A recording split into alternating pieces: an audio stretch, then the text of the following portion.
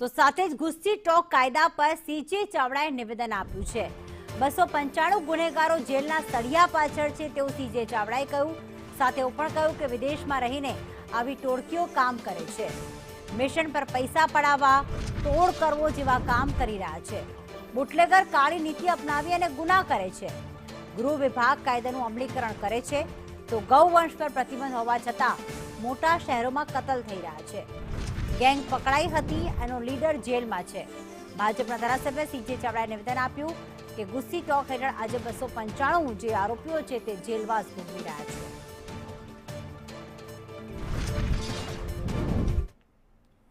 માનવ અધિકાર આયોગમાં અનેક પડતર કેસીસ છે, જેમાં છેલ્લા 1 વર્ષમાં 567 જેટલા કેસો હજી પણ પેન્ડિંગ છે। વિધાનસભા ગૃહમાં જે 2024-25ના આંકડા જાહેર થયા તેમાં હકીકત સામે આવી તો અમદાવાદ શહેરમાં સૌથી વધુ 108 કેસ પડતર છે।